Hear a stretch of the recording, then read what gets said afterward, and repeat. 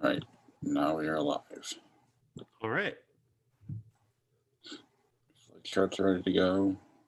Gotta find Zoom. There we are. All right, ready? Sure.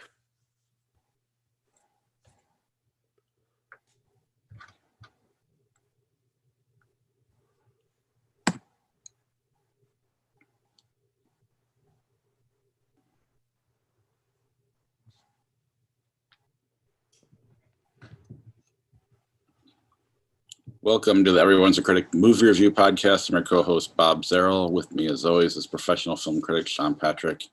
Visit us at ihatecritics.net, Everyone's a Critic podcast.com. We're on Facebook, Twitter, Instagram. Our handle is CriticsPod.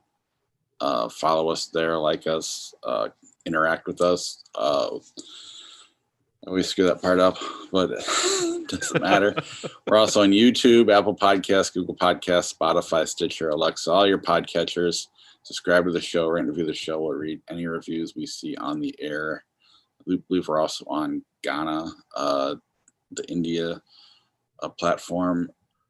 And then YouTube, click the little bell to get notified when our episodes go live. We have been recording live there the last couple of weeks. I'll be wearing different merch from our TeePublic page. If you go to ihatecritics.net, you can click on the TeePublic link to buy any of our podcast merch, and there's also our Patreon, patreon.com/criticspod, the best way to help support the podcast. We're currently studying for our next bonus episode, I Spit on Your Grave. And it's 2.5 hour sequel. I don't know if you've seen that at all. I did not see that it was that long. Are you kidding me? No, and you got to finish it because we have to do a bonus episode on it. You can't just turn it off. I turned it off once, turned it back on again. I'm about an eighth of the way through it. Isn't the original like 77 minutes? Original one's really quick. It's like half rape, half murder. They separate it right. Wow. But yeah. Okay.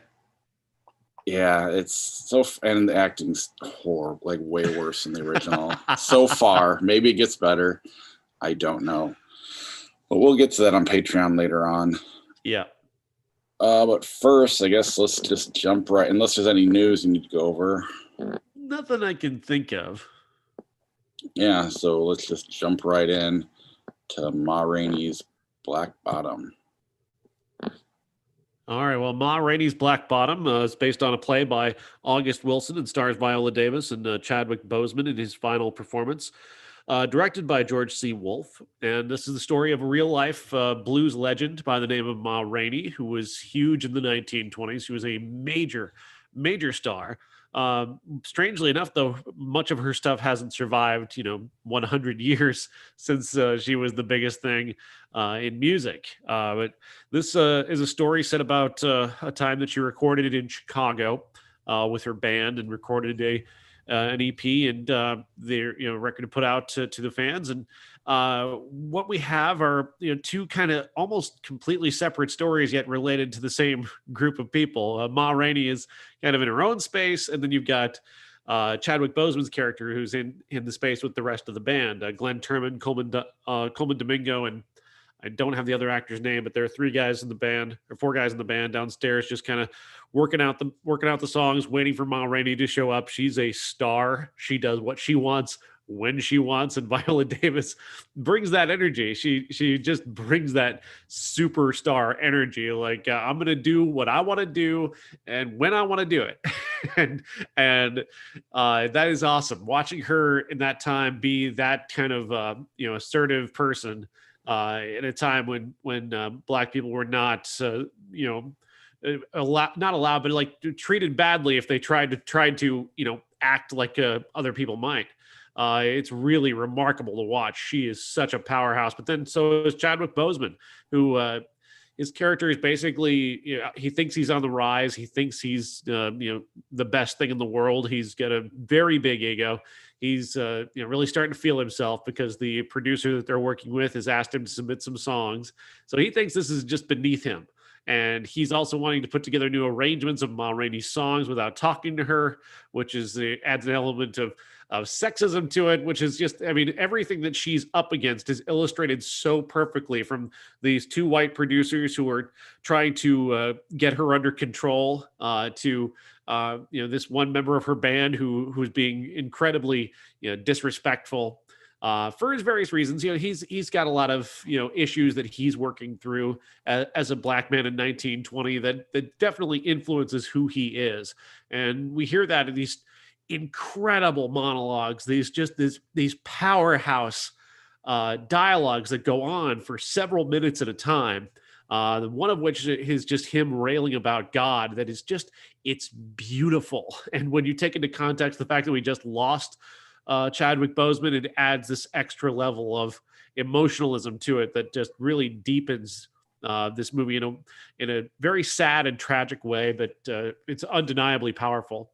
Then you have, again, Viola Davis is just, she's got a couple of great monologues, but it's really, her thing is energy and presence. When she steps into that room, she steps into that room. She is in control of that room. You don't even want her to look at you because it looks like her view of you might be painful. Like she could inflict physical pain with just the droop of her eyes a little bit.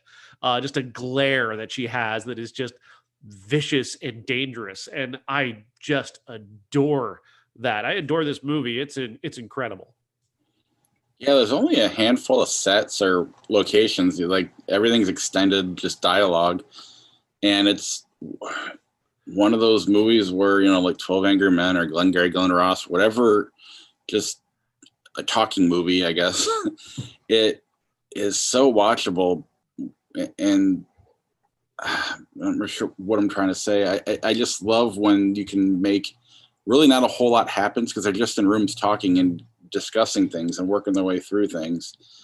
And then you have two actors who are noticeable, like they're really famous, Viola Davis and Chadwick Boseman, who disappear into their roles. You don't see Black Panther. You don't see any of the million characters Viola Davis has played. You see the characters, and that's rare when you have A-list actors like that playing the role. And the performances were as good as I've seen this year, if not better. I mean, I really enjoyed watching this movie. It's on Netflix now. It's definitely worth checking out. I think this is based off an August Wilson play, which was adapted by Ruben Santiago Hudson, who's a very great job adapting this from the stage to the screen. And I think the difference between this and something like Fences, which obviously this will be compared to because they're both August Wilson works, I didn't like Fences, and I complained about how stagey that was because I really felt that Denzel's performance in that, the way they set it up, his way of sort of belting it to the back of the room as if he were on stage, kind of ruined that movie for me. And Viola Davis in the same way had kind of a similar notion, or actually was his opposite, because she was underplaying everything for playing in a movie, and he's overplaying everything as if he actually were on a stage. And you don't see that here. You don't feel that same energy from Chadwick Boseman, even though I think there's the desire there to try and go over the top and bring as much power to his voice as possible as when he's doing those massive monologues. He seems to understand that he's in a movie and he doesn't have to emote so that the back row can feel it, and that I think this makes the biggest difference here. Well, in the consistency, like you said with Fences, Denzel's doing one thing, Viola Davis doing something else, Viola Davis is doing it better. Or doing something that works better for the movie. And here they're all kind of doing the same level of, stage to screen. They've found their lane and they all are in it together, and that really works in this movie. You can definitely see it and feel it, and I really, really recommend it. It's a hell of a movie. Yeah, it's really awesome. One of the best of the year, for sure. All right, let's see what else we got here. Fatale. Fatale, from the brilliant director Dion Taylor, who directed The Intruder and Traffic. He is not a great director. He makes a lot of the same movies over and over again. And Fatale is really just such a bad throwback to mid 80s, early 90s thrillers about women be crazy Uh, don't have sex with them outside of your marriage because they'll go crazy. We've never seen that in a movie before. Honestly, when are we going to stop? It's been 33 years now since Fatal Attraction. Can we please stop having actresses try to reenact Glenn Close in different scenarios? Like, this is she did it. She did it iconically and memorably. We can stop now, but we're not going to stop now because we're in a time when there's still male directors who think that this is a clever idea for making a movie. So Fatale is basically the story of Michael Ealy, and he travels to Vegas with his buddy, played by Mike Coulter. He's in a marriage that he's kind of unsatisfied in. His wife isn't paying attention to him. He kind of suspects that maybe she's cheating on him.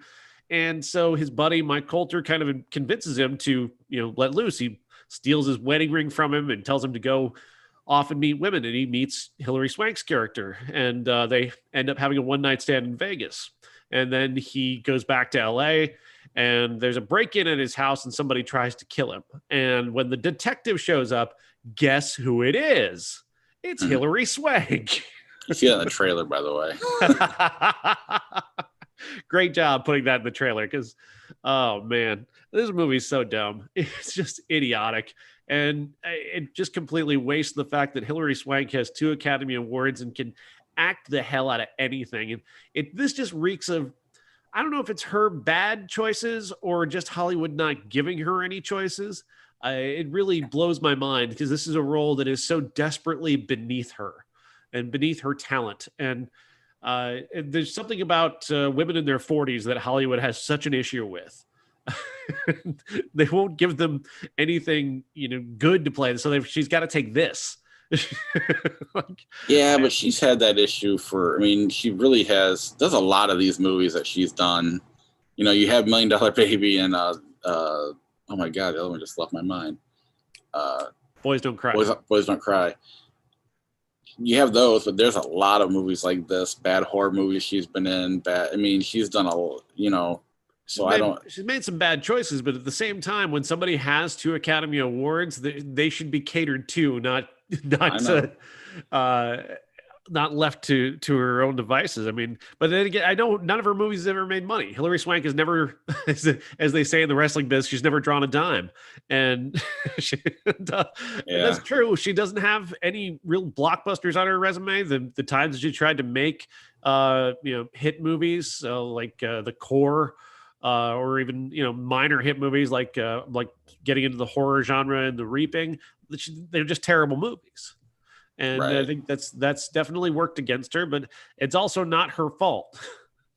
Well, no, I'm not blaming her. It's a weird, just how she's either as good as it gets or the movies she's never bad. Maybe she is sometimes. I've not seen her really be truly terrible in a movie. It's just that the options that she seems to have, or maybe she's just awful at picking movies. It's possible. I prefer to see the conspiracy theory, I guess, because she's such an incredible actress. She's even good in this. Like she's bringing a lot of different unique energies to this. And but then she's up against a director who is just terrible. Deon Taylor is an awful director. He's an awful filmmaker. He has no good. He doesn't try to make any sense with what he does. There's so many nonsensical things that happen in this movie over and over again. The choices that he makes and that convoluted idea that she ends up being the detective, and then how that case ends up not having anything to do with her.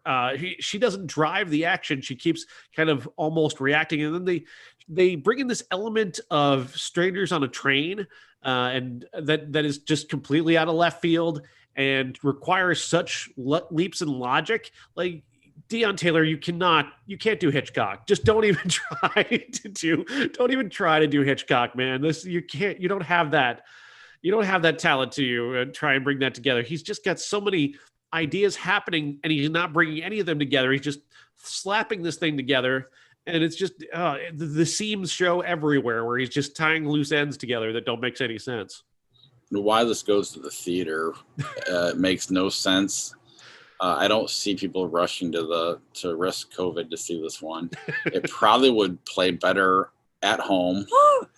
Yeah. you know, with kids in the background yelling over, you know, something else. Yeah. It's just a weird decision, but Such a terrible movie, and it just shouldn't exist. And she's clearly on social media trying to, I mean, she's saying Fatal Attraction, you know, trying to beat Glenn Close. So I don't know, but filmmakers, please stop trying to make Fatal Attraction. It's over. It's done with. It's just desperately outre and sexist, and it's just not needed. Monster Hunter.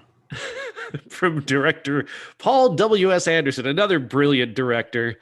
Mila Jovovich is the star here. Monster Hunter, I believe, is based off of a video game, but I've been told that it resembles nothing of the video game. A group of soldiers are in the desert in some unnamed country when they run into an electrical storm that throws them into a different dimension that is filled with gigantic monsters that pop up out of the ground. Anytime somebody steps on the ground, the monsters start to rise up and try to kill them. She and her team managed to get to a cave, but then the cave, there are giant scorpions, and the giant scorpions kill her entire team, including rapper T.I. and actress Megan Good, who are the recognizable people that are basically just making cameos for no good reason. Kind of a waste of budget to bring these guys in, pay them to be there for about 10 minutes of almost zero dialogue. There is almost like I've seen silent films that have less dialogue than this. There's no dialogue in this movie. There's no character. There's no character development. Her character is named Artemis. You kind of catch that in passing. You kind of catch a few details about her team in passing, but it's very quick because this movie does not let up.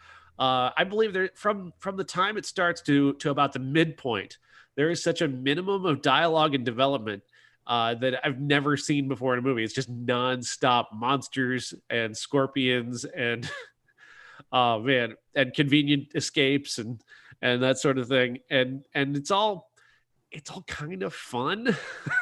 As much as I am loath to admit it, it was kind of fun. So she meets Tony Jaa, who's from this dimension. He's called the Hunter in the movie. They just don't give him a name. They just call him the Hunter. And he doesn't speak English, so he and Mila Jovovich can't talk. So good. I mean, Paul W.S. Anderson is not great at dialogue. So great. Get rid of the dialogue. Get rid of the character development. That's kind of in his wheelhouse. So that kind of works. She meets Tony Jaa, and I'm not kidding you, their fight scene lasts about 20 minutes until she saves him some scorpions and gives him a Hershey bar, and then they become friends, and he starts training her to fight monsters because they've got to get back to where the electrical storm is so she can maybe try and get back to her dimension, and he can meet up with his mentor and friend played by Ron Perlman, who basically looks like if Will Ferrell were cosplaying as a Lord of the Rings orc. That's what Ron Perlman looks like in this movie. It is a sight to see. Like, you can buy a ticket just to laugh at how Ron Perlman looks in this movie. It's that funny. This is a bad movie. It's a bad movie, but I was entertained because it just doesn't stop. It's relentless. Now, does she draw money? Because she does this movie every year, it seems like. Or is it just the fact that she keeps doing video game movies and that's what's drawing the money? I think there's also the fact that her husband, directs all the movies that she's in. Oh, is that her husband? So, yeah, Paul W.S. Anderson's her husband. Not that she couldn't get work without him. She was in Zoolander. She's fine. Right. She's a strong presence and everything, but she makes her movies for a relatively low budget. That's the main thing. It's a great business model that she and Paul W.S. Anderson have, that they don't spend a lot of money. And the movies end up looking cheap and they're bad, but they do tend to turn enough of a profit. I'm still not going to go back and watch Event Horizon because I'm going to insist that it's a good movie.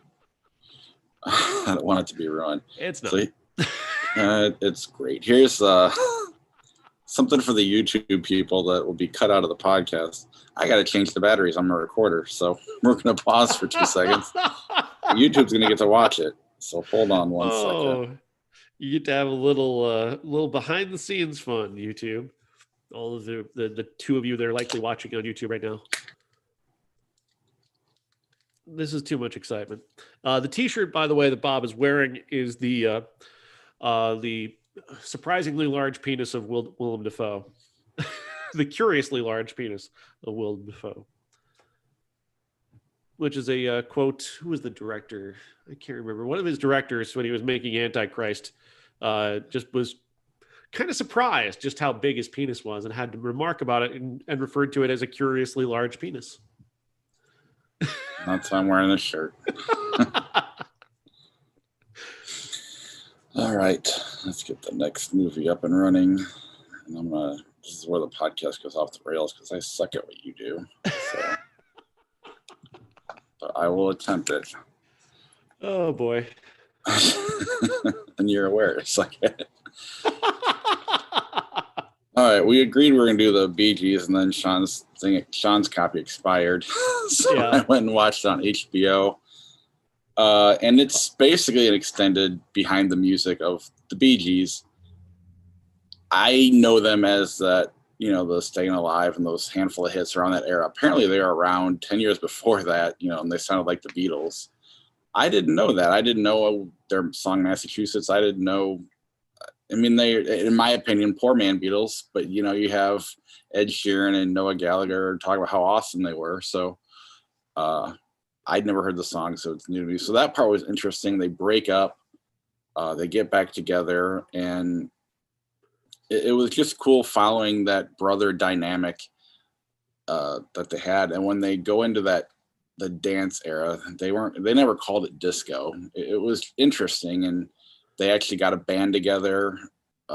One of the cool things that I noticed about it is that Cream, Eric Clapton's band, and the Bee Gees were signed to like the same manager, but the manager was focused only on the Bee Gees. And like,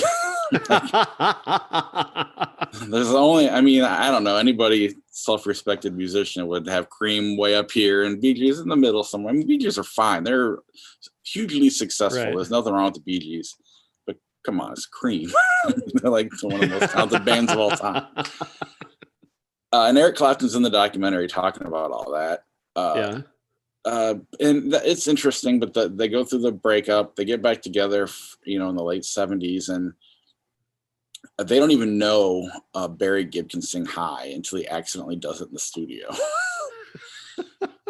That was pretty fascinating when they, coming across. Well, anytime you can catch something like that on camera, and I thought that was really one of the best parts about the movie. But then their style completely changed once he did that. And then from there, you see how they went from, kind of a small trio to a band to then a process studio thing.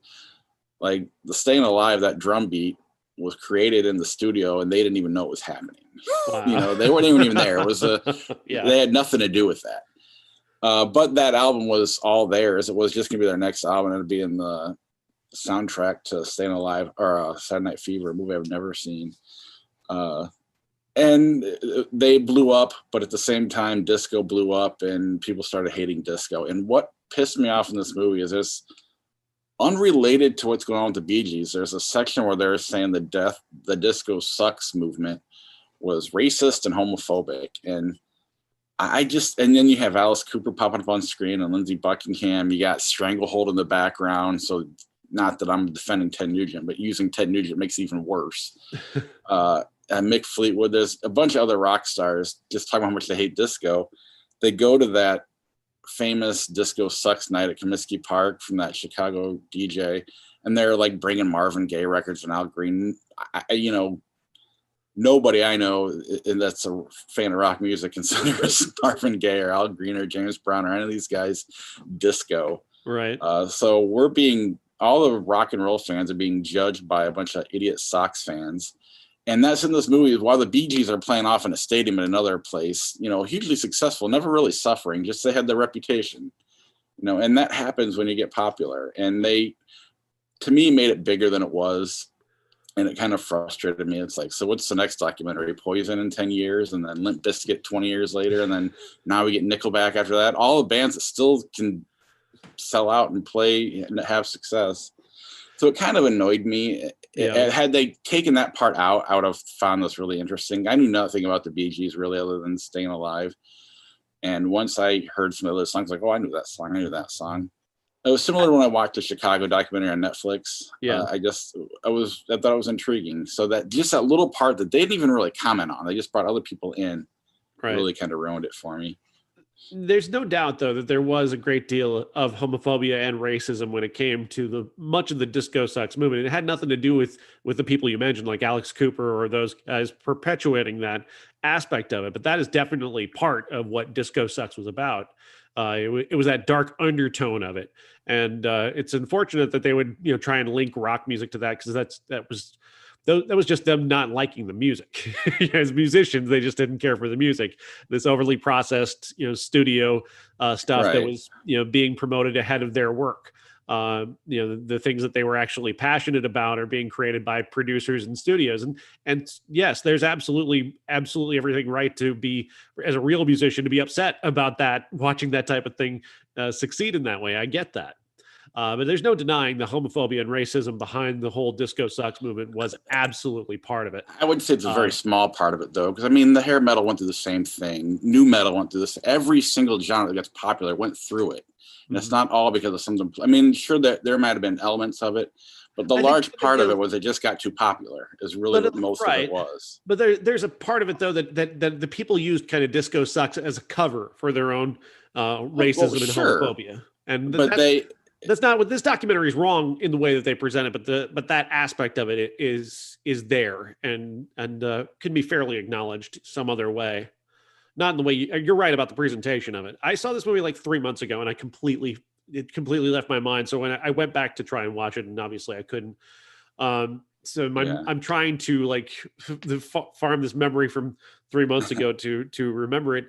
The arrogance of it, the arrogance. Bothers me, the arrogance that happens to so many artists who become bestsellers and think that because their sales were so high that justifies them as artists, and that's not true. Lots of things can sell millions of records. Grandma Got Run Over by a Reindeer has sold millions upon millions of records. No one's going to mistake that for a work of art.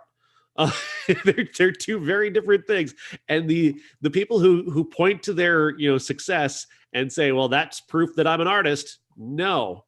M. Night Shyamalan tries that. The Bee Gees try that, and a lot of really terrible country artists try that, and it's not true. You can't equate sales with actual artistry. You can't do it. It doesn't work. And I think they're good popular songwriters, because that's what they went when they got too popular, where they couldn't. Where they'd kind of fall apart on them when they became the face of the disco movement. They became songwriters, and they were hugely successful at that too. And again, they're definitely talented, but there is an arrogance and a woe is me kind of feeling. Oh, why can't we do this anymore? I'm like, nobody gets to do this. You got lucky that you got to do it once, yeah, and you really were able to have a career forever. I mean, Barry Gibb still plays live, and he plays for thousands of people. So I don't know, the arrogance of that and that it was just kind of a turnoff. I've heard amazing things about this documentary, and maybe that's part of why I'm being harder on it than I was like the Chicago one, which I just watched on my own. I was like, this is really neat. Probably similar arrogance to that one. I just, I was engulfed in it. This one, I was just kind of waiting for something to happen. And then when they went down that road that you either make the movie about that, you don't have that 5-minute scene that Bee Gees aren't even involved in. Yeah. And lump in some of my heroes and call them racist and homophobic pisses me off. Oh, we went from selling 5 million records a year to only 1 million records. Oh my gosh, the problems that we have. Give me a break. This cry of why won't people take us seriously when you sold, 12, 15, 30, 40 million records, 100 million records. Why don't people take you seriously? Because, you're kind of mediocre, frankly speaking. Bee Gees, you did some amazing things, but you're mostly kind of mediocre. Yeah. I mean, that's the weird thing is I would never, clearly they have good songs, but I've never, gone out of my way to be like, let's turn on a Bee Gees song. I might leave it on if it's on the radio, but I'm never going to go looking for it. I actually hosted a disco radio show for about 3 years, so I know more about disco than I care to share. I know Kiss's biggest hit's a disco song. It's And not how Rock All apt Night. is that? Yeah, talk about sellout. Another movie I'll just briefly talk about is Dreamland with Margot Robbie and Finn Cole. And I don't know if it's because I watched, I've been watching that Spit on the Grave stuff. I watched the Bee Gees documentary. I watched another movie with Alicia Silverstone in it that I actually liked this quite a bit. I don't know if it's good or if it's just a bad week of movies. And because when I watched Ma Rainey, I watched it kind of in a different environment. But I thought this was really entertaining. I thought it was shot well. I liked the scenery. Margot Robbie plays a bank robber who is on the run. She just killed 3 people, including a little girl, and she's in hiding. And Finn Cole's character, his stepdad, I guess, is a sheriff or a cop, and they're all looking for her. There's a big reward for her, and he stumbles upon her in their barn, and she's able to convince him to help her. And the rest of the movie is him trying to help her. He's never been with a woman before. There's that element of it that he, he's coming out of his teenage years. She's a little older. She's using that to advantage, but it's just a neat little, what I guess I wanted Bonnie and Clyde to be. It was way more enjoyable.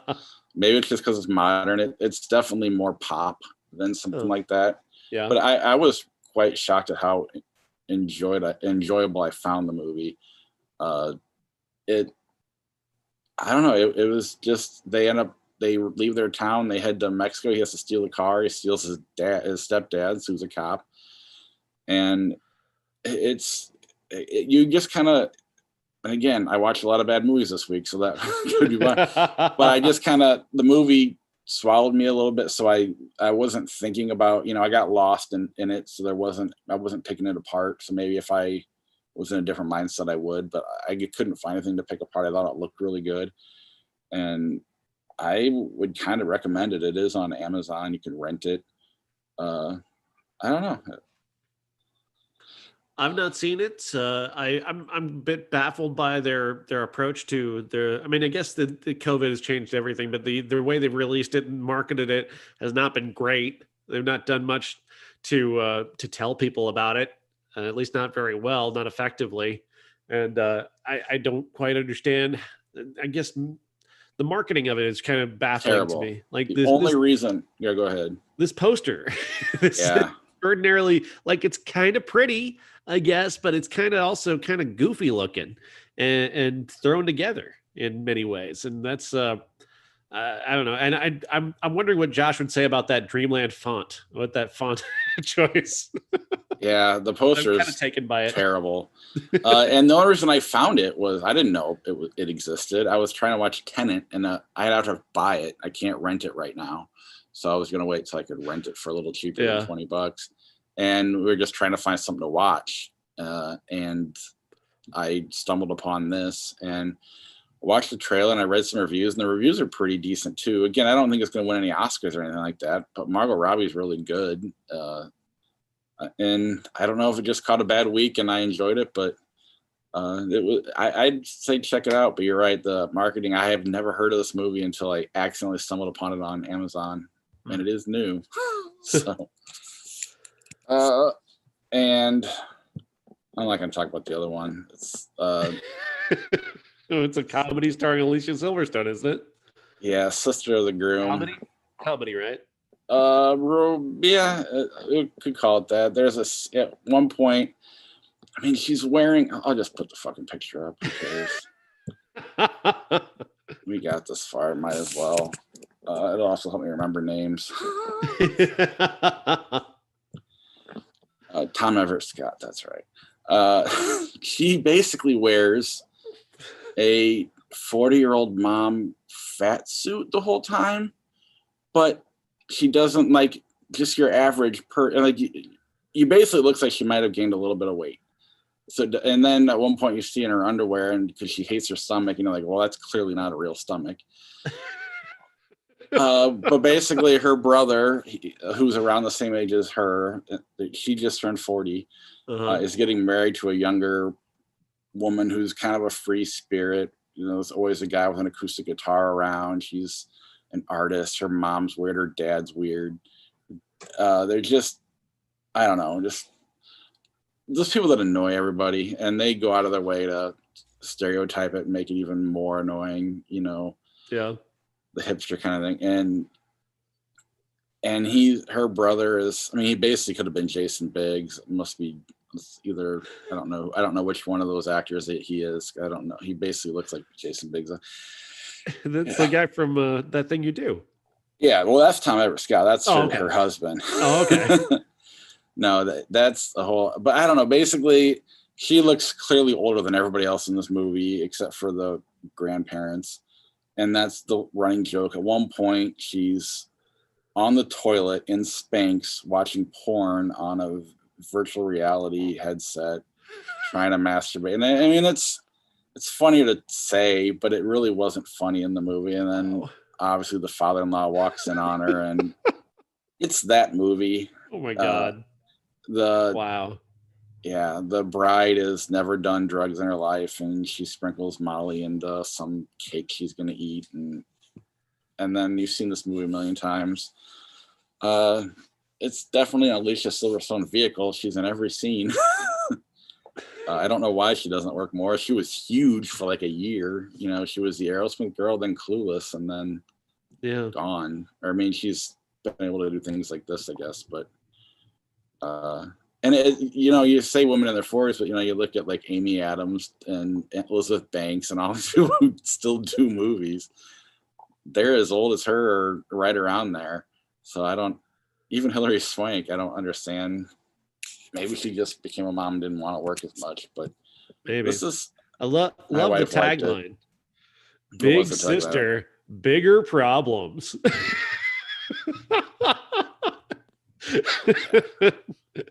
Oh my God! They couldn't pay me to do that. They would have to pay me to watch the. Since they didn't pay me to watch it, I'm not going to.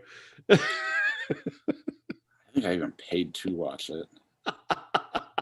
Because this is a new release as well. But yeah.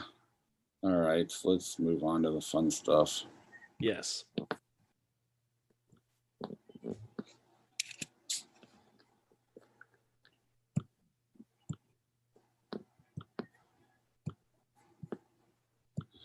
Diary of a Mad Housewife. Yes, this is a film by Frank Perry, written by his wife, Eleanor Perry, although she wasn't actually credited for writing the movie for several years. She was under a male pseudonym at the time that she wrote this so they could get it made, which is just adds to the... it adds a little something, doesn't it, when you realize this movie was written by a woman who had to pretend to be a man so it could get made? It really says something about 1970s Hollywood, but... Diary of a Mad Housewife was recently released by Kino Lorber on Blu-ray for the very first time, and it stars Carrie Snodgrass as the title housewife, and she's married to Richard Benjamin, who is the worst human being on the planet. I've seen horror movie characters that I don't hate as much as I hate this guy. He is just like the pinnacle of just the ugly misogynistic stereotypes of a 1950s 1960s husband. He expects everything to have done on his behalf, and then he still is unsatisfied. He's still got to criticize everything. He wakes his wife up because she's slept a little bit past her, the morning time when she usually gets up, and he's bitching about his breakfast, and then says something about her weight. Like he says she's too skinny, which, gosh, and it just keeps going like that. He just, these little nasty little asides about how she doesn't deliver breakfast in time, or her 4-minute egg tastes more like a 2-minute egg, or just this garbage that he just keeps doing, and encouraging her 2 children to do it as well, to be rude to her. this is the first 5 minutes of this movie, and I really wanted to just reach through the screen and strangle this guy. Uh, the plot, of course, is that she's eventually going to cheat on him, because who could blame her? I mean, how can you not, when you have a man who is such an awful human being that he ruins waving, Bob. He ruins waving, like literally waving his hand. He does this as he's driving away in a cab, and I just wanted to break his hand off and shove it up his ass. I was so mad. Like, I hated him that much. That's, of course, immediately following a scene in an elevator where he's dictating to her what she should pack for him on a trip that he's taking. Which at first I'm just thinking, you fucking child, just pack your own goddamn bag. He's got to have the blue shirt, but not that blue shirt. The blue shirt that looks like this, with this cut and this style, and make sure it's the right one. And then I got to have the gray socks, but not those gray socks. The gray socks that have this, that are made with this blend. And she's just listening to this, and you can just see her soul dying as she's listening to it. She's heard this so many times in her life. She's so tired of it. She's not rolling her eyes. She's just sort of zombified listening to this guy. The little girls are just kind of, not doing anything because they just don't, because they're just off in their own little world. They get off the elevator. This little elevator attendant just leads his head out the elevator just to watch him walk away with this brilliantly comic look of just exhaustion, exasperation, and a minor flicker of joy that this moment has ended, because he hates this man as much as we do. And he doesn't even have to say a word to get the biggest laugh in the movie. And that is just a wonderful piece of direction. Frank Langella plays the man she's going to eventually cheat with, a guy named George. And here's another character who is a really awful human being. He's a self-absorbed, egotistical misogynist, but he's self-absorbed and egotistical in his own way. He's basically an overgrown child. He tries to put on this front like he's a ladies' man, but it's all about his own denial. He's in denial that he has any feelings, that he has emotions or anything, and she can see right through him and sees right through these little. He'll take little digs at her. He'll say nasty, mean things to her, but she recognizes it in him as a child just acting out for attention, which it is. He is acting out for attention, and she doesn't really get this moment where she has a win in the movie. She's mostly just resigned, but you do see her grow, and her growth is in that relationship, in that she realizes that she doesn't have to take his shit. She doesn't have to feel anything for him, and she is able to walk away in a way that he is not so easily able to walk away. And that's basically the kind of win that she gets in this movie. But I just adore this film. It's so incredibly well written and well acted. As much as I hate Richard Benjamin's character, I hate that character with every fiber of my being. Like, in my review, I said I don't hate horror movie villains as much as I hate this guy, because at least they have the kindness to kill you. And this guy's worse because you have to sit there and watch him be smug for hours. He's just going to hold you in a room and just be smug and asshole-ish for days on end. And you're begging him to kill you to you can escape him. That's so much worse than Jason just plunging a knife into your skull and ending it right then. It's so much worse. I love this movie. Frank and Eleanor Perry are amazing, and this is an undiscovered classic. It's right up there for me with like Peeping Tom when I first saw that and had never heard of it before and was blown away by it. Yeah, it's a movie you have to almost recommend to film snobs. I mean, I don't think you can just show it to your average person and let them watch it because they wouldn't get it.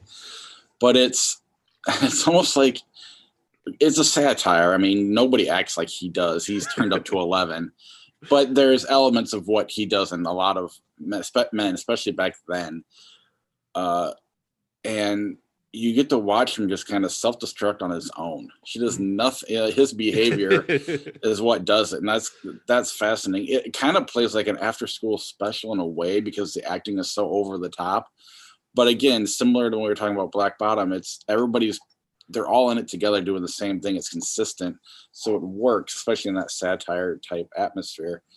It's a fascinating movie. It's easy to watch, or not. I shouldn't say easy to get through, but you're definitely frustrated and hate every guy in this movie. I mean, I hate Skeletor less. Roger Ebert's review of this is really great, of course, and he pointed out something that I kind of missed until after I saw the movie, and that says he basically says, pay attention to the title, Diary of a Mad Housewife. It's a diary. We're watching her version of this. It's her take on these men around her. So if Richard Benjamin's character is turned up to 11, it's because that's how she sees him, and that's how his character is not realistic. It's her version of him. He's still an asshole, I'm sure. In actuality, he's absolutely this guy. I have no doubt about that. But the version that we're seeing is comically evil, but with the fact that this is her diary that we're watching unfold. Yeah, that does. Yeah, I didn't think about that either, but no, that makes 100% sense. Yeah, it's a heck of a movie, and it, like you said, has the Blu-ray come out yet, or is it coming out soon? It is out. It came out on December 15th, so people can buy this Blu-ray. I would go to kinolorber.com. I'm not paid by them to do this. They did give me a copy to watch and review.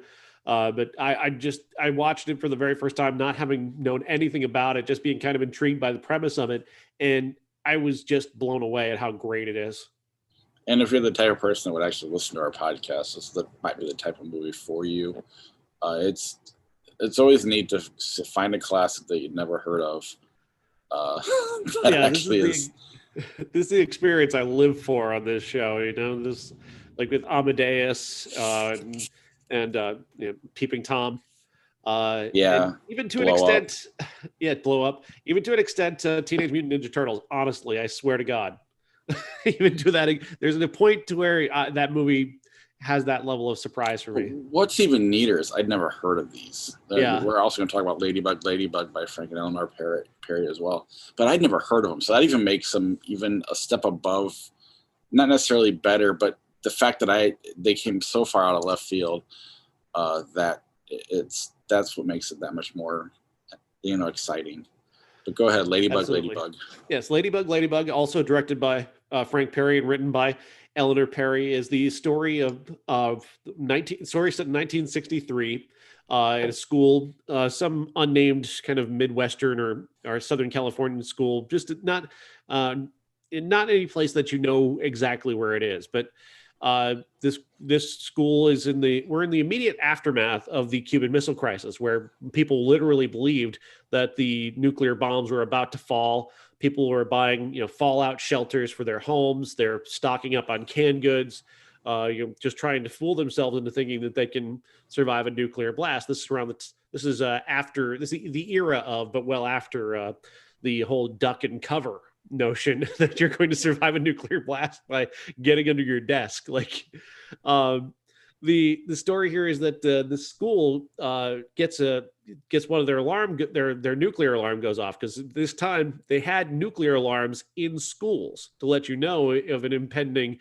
missile strike, and it goes off, and they immediately try and figure out, this has got to be some kind of mistake. This can't be real. Like, there can't actually be a missile coming, but they can't figure it out. They can't figure out whether it's real or not. And so finally the principal, played by William Daniels, who's well known from TV show Boy Meets World, among other TV appearances in the 80s, makes the decision to send the kids home, which is their protocol. They have to send the kids home. It's such a small school, they only have one bus that they share. They rotate to various different groups to go in the radius of the school. There's like a 2-mile radius of the school. And so we follow a group of kids who are told that they have to walk home. And they're led home by Nancy Marchand, who is best known as the Tony Soprano's mom on The Sopranos, as well as I think she was on Lou Grant in the 80s. She is leading them home, and she is incredible at just brilliant facial and physical acting.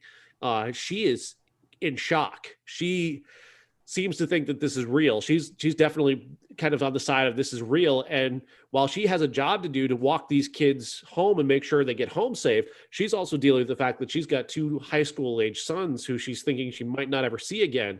And that is weighing heavily on her as she's, leading these kids home and trying not to terrify them. because what good is that going to do if she terrifies these children? And the children seem aware of what's happening. Like they're aware of the potential, but they don't have the complete grasp of the devastation that could very well be coming their way.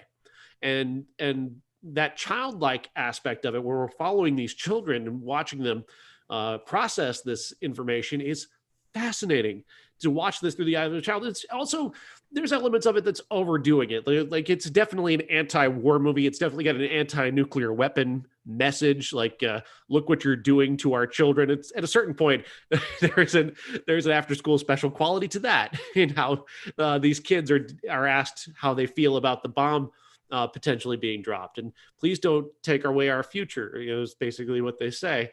And then you reach an ending here that is bold and shocking, and wow, you went there. Amazing. This movie is, again, it's Frank and Eleanor Perry, and again, I thought it was absolutely brilliant. Yeah, it was one of those movies that we've talked about a lot this year, like something like The Mist, which I like a lot. I don't think you're as big a fan as me, but the movie itself is kind of bad, and then it has that big, bold ending. Mm-hmm. This, the whole time, is just fascinating because it's nothing's happening. You're just dealing with people dealing with the potential thought of a nuclear bomb landing on them. And all of them are at different levels of belief, especially those who aren't aware. The moms and dads, the person driving the car, they turn the radio on and you hear music, so it must not be real. Right. And you never really know. And it's just, again, it's fascinating how they all deal with it, and you just kind of get swallowed up by the movie and kind of wonder what's happening. And I think they leave the ending kind of open-ended. It was weird. I had like 20 minutes left, and I've had my wife help me out with social media stuff because I just can't keep up. And she was doing a post on this. Yeah. She goes, "Is this about a group of kids who won't let one other kid in the bomb shelter?" And I'm like, "Not yet." Then she goes, and then they find out it's all fake. I'm like, I never found out it was fake. Yeah. Yeah. I mean, there was still 20 minutes left, and I guess you could still come to that conclusion. They definitely leave it open-ended. But I don't know. It was this one more so than the other, and then Diary of a Mad Housewife. I think more people could enjoy. I think enjoy is not the right word, but would watch it beginning to end. Yeah. So I think it's definitely worth checking out. And this one also came out recently as well, right? On Blu-ray. Yeah. Fairly recently. It was actually the same day. And I didn't, it was funny. I didn't even at the time, I didn't actually realize that this was also Frank and Eleanor Perry. So they sent me a list of things that I could pick from. Kino Lorber did. And they let me choose which ones that I wanted. And I chose Diary of a Mad Housewife, and I chose this, not aware that they had written and directed both of these movies. And it was really a wonderful bit of luck on my part to get that, to get both these movies. Yeah. They both came out on December 15th. The title, I want to mention the title, Ladybug, Ladybug, is based off of a poem from years ago, an old English, or nursery rhyme rather. And it goes like this, and I found this to be both chilling and powerful. Ladybug, ladybug, fly away home. Your house is on fire, and your children are gone. It's a hell of a poem. Right, a nursery rhyme. They didn't mess around in Old English. God, it reminds me of when I first had my daughter. My dad was showing her old, like, Looney Tunes cartoons. And all of a sudden, one of them, a fish pops up out of the water, pulls out a gun, and shoots itself in the head. It's just like what our parents grew up with. Yeah, no doubt. One of the things I thought was neat is when the alarm starts going off, they just let that play in the background. That adds this layer that makes you uncomfortable as a viewer, that adds to the tension. Yeah. That really helps set the table for what this movie is, because then they go away from it, the next 2/3 of the movie. But that first third where that sound is just kind of constantly there. It really does put you on edge and make you uncomfortable, and it sets the stage. And I thought that was really well done. But yeah, this one, I definitely think anybody who just kind of stumbled upon it would end up finding it fascinating. And especially when you think about the history of it, when it came out, they put this out right after the Cuban Missile Crisis. Like, Cuban Missile Crisis happens in 62, and this happens immediately after in 63. And at that time to take on this subject would be like, making a movie about the riots in Portland next year. Like, that's the right. That's the timeliness of this, and how bold Frank and Eleanor were to take on this subject in that time, especially when there was so much paranoia and so many forces at work. And of course, again, Eleanor Perry's credit on this poster, but she wasn't at the time, as was the usual, until it wasn't until the mid 1970s that they started to go back and give her the credits that she deserved for writing these screenplays. I can't wait to find more of their stuff. I'm told that these two aren't even the best movies that they made. Apparently, they made a movie called The Swimmer. That is the one that people actually remember them for, and I've not seen that one. So that's definitely on my list.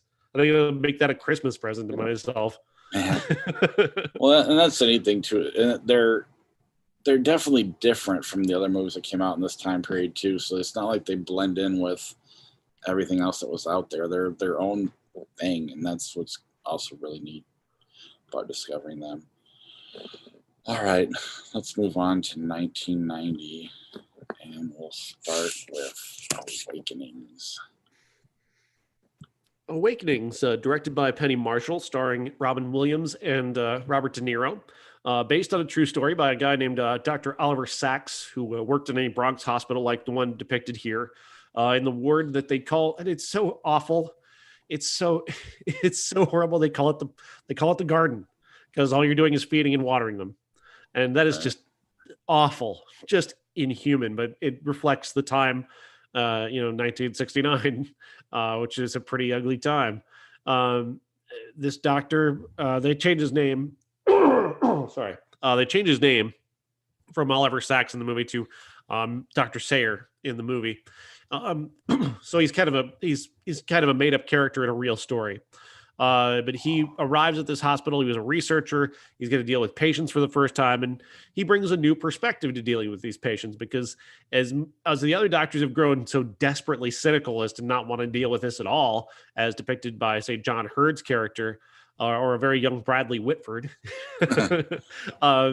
They don't care. They're done. They're just, they got to keep them alive. That's pretty much all they think about.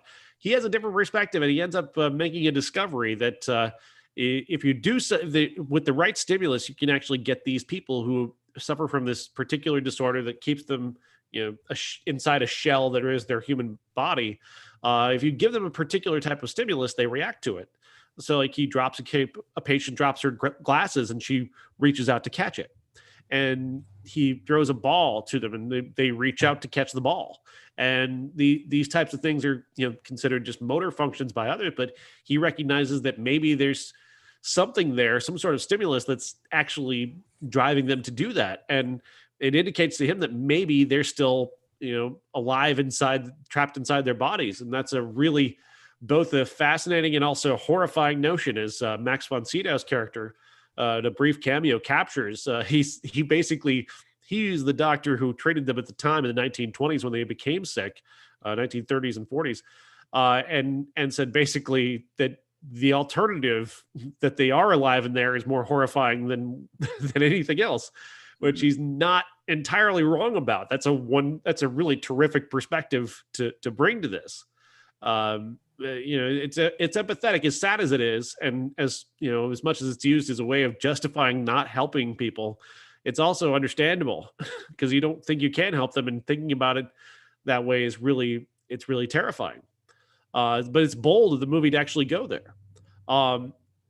So he finds out that there's this new drug that's for Parkinson's patients that he thinks that a large enough dose might bring them back to life, and it does. But we're going to find out it's not going to last, and that's really what makes everything about this so incredibly poignant. Robert De Niro plays the main patient in the movie, and he's very human and very, very real. And it's one of the great performances of De Niro's career, which was easy to say. He's got a lot of them, but he's really, this is not the De Niro of Raging Bull or the De Niro of Goodfellas. Right. The a wholly different performance, and a very gentle and very sweet performance that also has a lot of physicality to it, and can invite a great deal of showiness or mawkishness. And I think he and both he and Robin Williams avoid the worst aspects of this through their performances. I thought Robin Williams, the way he dedicates himself to this doctor's quirks, the way he kind of keeps himself insular and doesn't open up and become bonded to people very easily. I thought that was a great way to play this character. Because again, if you see Robin Williams not controlling himself, that's Patch Adams, and it's awful. So this is definitely the opposite of Patch Adams. This is the anti-Patch Adams, and I appreciate that. In a lot of ways, this is responsible for Patch Adams, because that's probably why he made Patch Adams. No, I mean, I liked it. It's definitely a very dramatized version of the truth. I mean, it's almost as probably accurate as Texas Chainsaw Massacre is to the Ed Gein story, because they definitely go further with this one, and part of that takes me out of it a bit, and I shouldn't let it, because it is really, really good. And if you really stay in it, it's pretty terrifying, especially when you give them a little bit of life back, and then then they lose it again. Yeah, that makes it even that much more terrifying. But I have to think about that afterwards. I'm not thinking about it in the movie like I should. And so I got pulled out a little bit, but at the same time, it's very watchable and it's very good. I mean, Penny Marshall's a very solid director. And I was thinking, of the guys from De Niro's generation, the scene chewing the scenery, he does it less than the Pacinos and the Nicholsons, and this is a perfect movie to do it, and he doesn't. I mean, it's very contained. I mean, you almost wonder how he did it. Like, I wouldn't put it past him to take a pill that made him do that naturally. Because I mean, it looks like he's naturally doing it. It doesn't look showy. It doesn't look bad. I mean, it's not 100% consistent, because it does come in and out of it a lot, but you could say that that's just based on the drugs working too. So they have that covered. I mean, I was really shocked. I was kind of not expecting to like this movie as much as I did. But I still think I should like it more. I don't know. I think something pulled me out of it where I wasn't as invested. Again, I got to cite the marketing here, and looking at the poster as well, doesn't do this movie any favors. Not that there's anything like edgy about this movie. This is not edgy in any way, but this poster just makes it look so dull. Well, it's back to that gentle and pleasant. Yeah, exactly. That catchphrase there, that there's no such thing as a simple miracle. Like, they could be in a fucking Lifetime movie. Like, and that's not going to turn a lot of people on to watching this movie. When the real issue of this movie, the real interesting thing about this movie is the medical breakthrough. That's really what's interesting. And the way that they lean into that with Robin Williams' character, it does make the movie more intelligent and more thoughtful in that way, and it doesn't focus everything on the emotionalism, and the marketing of this, and this poster especially focuses heavily on the parts that are intended to suck tears out of your eyes, and that's not this movie, and not entirely anyway. There are moments like when Robert De Niro, his character sees his mom for the first time. That's an emotional thing, and when these characters are being reunited with family members who thought they were gone forever, it's very emotional and very moving, but that's not the entirety of this movie. Much of this movie is actually talking about the issues and talking about the medicine that went into this and the breakthrough that this was at the time. And I think that's what gets lost in this terrible marketing campaign that kind of turns people off to this movie. Well, yeah, it's been over 20 years since I've seen it, maybe even close to 30. And even it's because it's been so long, my memory has turned into a gentle and pleasant movie based on what it pops up on a Flickchart or whatever when we see it. But no, it's definitely not that. I guess part of me wishes it spent a little more time with the horror of it, because the idea of what they're going through, and they definitely hint at it. They definitely go there a little bit, but because I kept losing my investment a little bit, I missed some of that, and that really I think could have made it even more powerful. And maybe that's not really a Penny Marshall thing to do either. I don't know, but it's still a great movie, and De Niro deserved being nominated, if not winning. I don't know who won that year, but 1990 was not a great year. It's not a great year for movies, so that's why this is probably even better for me, because I'm putting it in my top 10 for the year 1990 because it's such a crappy year. Yeah, still not Goodfellas. Well, yeah. Did Kindergarten Cop do anything for you, or did you not watch it? I didn't even buy. I watched it a dozen times as a kid. I think I can remember. It's not a tumor. Yeah, Ugh. I loved it. Mainly because the boys have a penis, girls have a vagina kid is so much like my nephew. Like, looks just like him. That's something my nephew would say. He acts kind of like him, so that added an element of fun to it. And then obviously that was the other thing. We watch it with the kids, and right off the bat, it's like, I remember watching this as a kid, and they're killing people. I mean, it's full blown Lethal Weapon right off the bat in this movie, right? And so I don't know, but it was fun. I thought the kids were, and then yet I think a lot of them ended up on like Full House and other Family Matters and other shows like that later on. Yeah, but it held up for what it was. I never did see Kindergarten Cop 2 with Dolph Lundgren. No, me either. I would never waste my time on that. Did you watch anything else from 1990?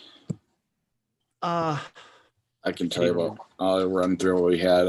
Bonfire of the Vanities, one of the biggest disappointments of my life, probably. I have seen Bonfire of the Vanities. Desperately miscast Tom Hanks as a high-powered Wall Street guy who's cheating on his wife with Melanie Griffith, and they get into a thing where she ends up killing a black kid, and then he gets blamed for it and is going on trial for it, and it's just a lot of high-end nonsense. Yeah.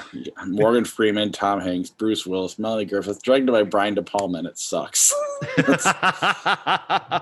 Like, that should be a good movie, but it's not. It's not supposed to happen. Hanks just is not in this role. It just doesn't work.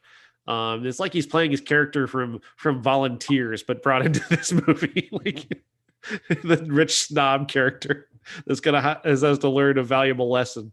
Like, no. And Tom Wolfe is a terrific writer. He's got a strong wit to him, but it's a wit that's based in this notion that about rich people and privilege, and I don't give a fuck. I don't care about rich people, and I don't buy that this super rich guy couldn't get out of this in a much easier way than he does.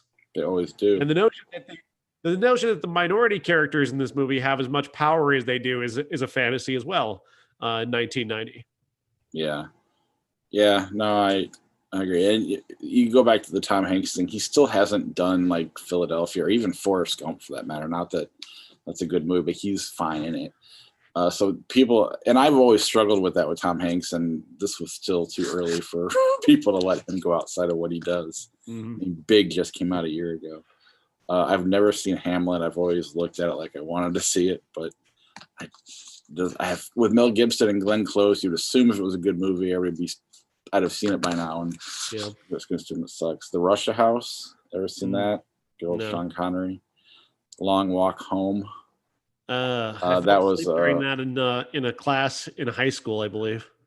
Yeah, I saw the trailer and I saw the movie. And then Almost an Angel with Crocodile Dundee. You love that movie, right? Nope, never seen it. That was the thing, is I hired my wife, not hired, I let her help me out with social media stuff, and all of a sudden that's like the one thing she posts. I'm like, we're probably not talking about Almost an Angel.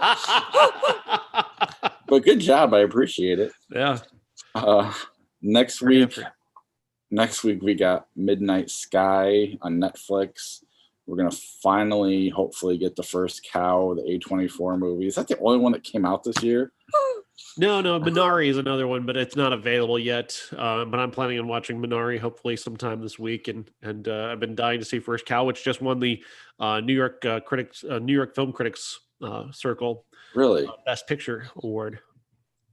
Well, that's good. I was starting to lose faith in it because I look at the stars and the stars are like low on it, on like Amazon or whatever. But that gives me. I'm imagining this is movie more for us than it is for most people. Yeah. News more of the for me and my love of Alhazard Balthazar. So. News of the World and Promising Young Woman are coming to theaters, and obviously Godfather 3 turns 30, so we're going to watch Francis Ford Coppola's redo of Part 3, and I may even watch 1 and 2, why not? Also turning 30 this week is Alice, Woody Allen, and then Green Card, Gerard Depardieu. I'm going to try and get to Alice. I doubt I'll get to Green Card because I have no interest or memory of that movie, so. I just remember commercials for it, similar to like some movie we talked about earlier this year with, I don't remember who the actor was, Quigley Down Under. Just remember that and Green Card. Yeah, Green Card was everywhere. There were a lot of people who thought Gerard Depardieu was going to be a thing, and that was just never going to happen. Tried. Yeah, you made the effort. It was never going to happen. All right, before we get to Flick Chart, be sure to check us out on Patreon, patreon.com/criticspod. The best way to help support the podcast. And it's possible the videos could end up going there full time if you like the video end of it. We're also going to have, bonus content, including the I Spit on Your Grave bonus episode that should be coming out end of this year, maybe early next year, depending on if we can get through everything. I didn't realize the second movie was 2.5 hours. So yeah, that's going to make things. You're not going to watch it in one sitting, I'll tell you that much. But that's coming down the pipeline. We'll do other things for Patreon as well. And then I need to start putting links on YouTube too, so that you can click on our TeePublic page instead of just going to IHateCritics.net and clicking on the link. Mm-hmm. What else? I think that's everything. So let's go to Flick Chart. I got Blazing Saddles or Willow. Blazing Saddles. I'll go with you, although it's technically Willow for me, but I know I'm just by the time I saw Blazing Saddles, it was just too late. So I know I'm wrong. Crazy Stupid Love, The Hurricane. The Hurricane. Yeah. The Goonies, Gate of Flesh. I've not seen Gate of Flesh. What the hell is that? I know, it looks amazing. Great poster. No kidding. Next week's classic, Gate of Flesh. Goonies or You've Got Mail. Just the implication of the title, Gate of Flesh. You've Got Mail. I don't have the love for Goonies that a lot of people do. I don't like, not that I like You've Got Mail. I don't hate either, but I guess you win. You've Got Mail. Gate of Flesh, directed by Frank Perry. Not true. Would that be awesome if it was? Hugo or Deuce Bigalow, Male Gigolo? It's Hugo by a lot. The Bourne Ultimatum, Spanglish. I don't hate Spanglish, but that's the Bourne Ultimatum. Yeah, I definitely wouldn't watch Spanglish over Bourne Ultimatum. Super 8, Flags of Our Fathers. Super 8. Agreed.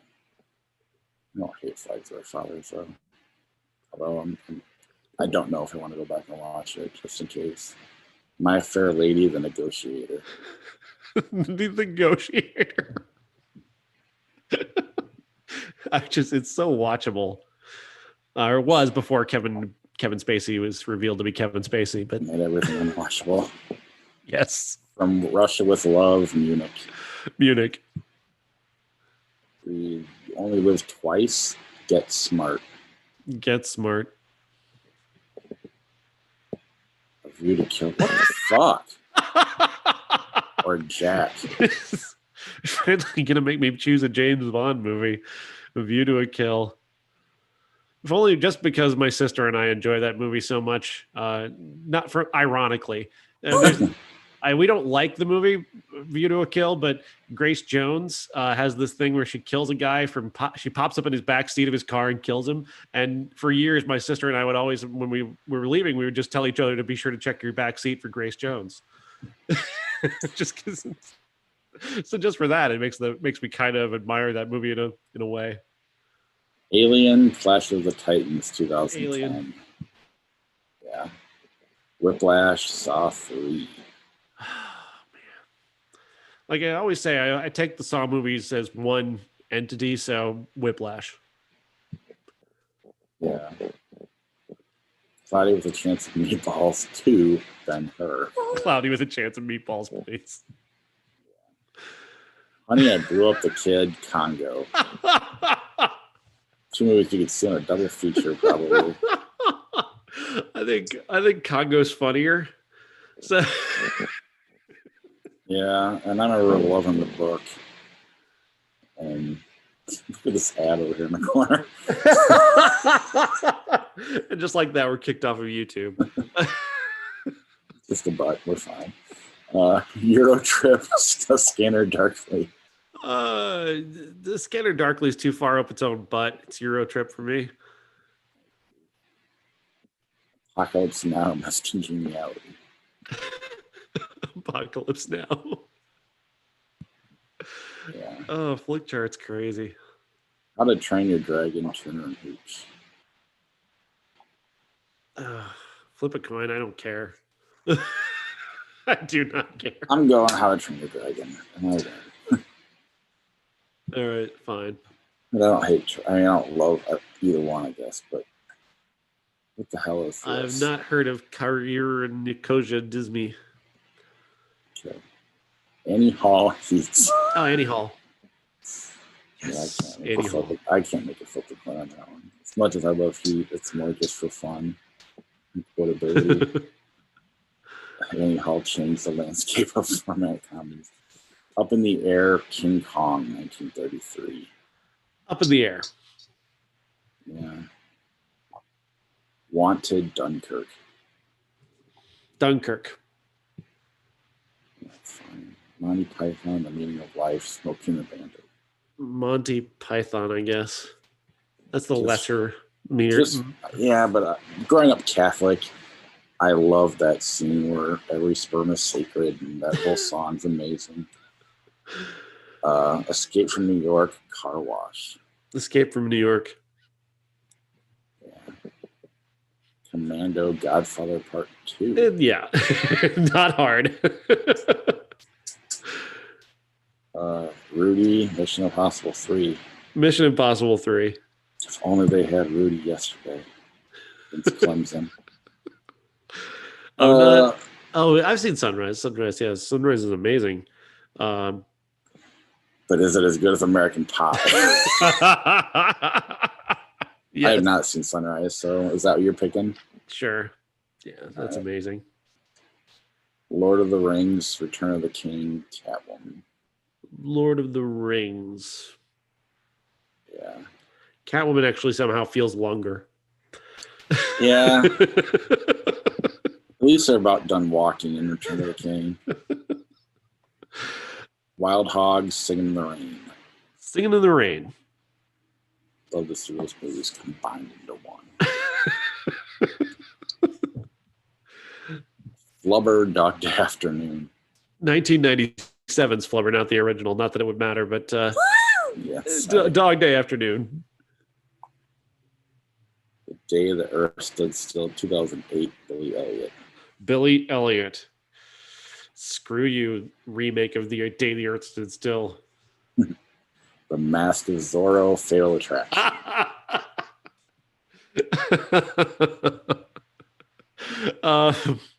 It's Mask of Zorro for me. I'm not a fan of Fatal Attraction. I don't know, sure. Oddly enough, if it was like Basic Instinct or Fatal Attraction, I'd actually take Basic Instinct, and I think I'm wrong. I think most people would take Fatal Attraction. Most people would. Most people have some bizarre notion that Fatal Attraction is a really good movie when it's just a bunch of nonsense. Well, and listening to Glenn Close on Mark Maron's podcast and everything they changed, the movie that they want, I can't remember exactly what it was, but the movie they wanted to make wasn't what they were able to make because the studio made them change things in the ending that made it more artistic, I guess. She was all pissed off. Totally like stopped buying into the character because she hated the way it ended, but she still just went with it because paychecks, but still. Yeah. Huh. Paranormal Activity 3 and Mad Max. I guess Mad Max. It's not a good movie though. Neither one of them are. Yeah, it's just fun stuff to look at, I think. Usually that's what goes on with Mad Max movies. Eddie Murphy should not play a vampire in anything. Thank you for that flick chart. Midnight in Paris, Rambo 3. Midnight in Paris. Rango Dogma. That's tough. I love Rango. Rango is such a great movie, but I gotta stick with Dogma. I think Dogma for me just means more emotionally. I just enjoy it as a human being more. So that one is And again, growing up Catholic, that movie spoke to me. That was really my introduction to Kevin Smith based there, and then I went backwards. I knew who James Silent Bob were. I just didn't know the movies that well. The Lighthouse, Pretty in Pink. Don't forget to check our TeePublic page for our Lighthouse.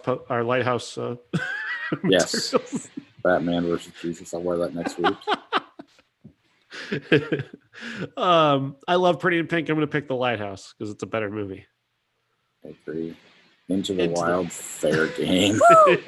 Oops, accident. Very funny. The Revenant, Tormented, 1960. Never heard of Tormented. Revenant was tormenting. The Manchurian Candidate, 1962, of The Revenant. The Revenant. The Other Guys, Superman. The Other Guys. Anastasia, 50 Shades of Grey. It's funny that the name of the character in 50 Shades is Anastasia. We just end it there. We have video proof to show that we weren't fucking around. This is real. Plus, I didn't know her name was Anastasia. All right. See you next week. Oh, that's funny. That's funny. I like that. Anything else before we? No, I got. No, we're just gonna treat The Godfather as the classic. So, yeah. Yeah, that'll be fun.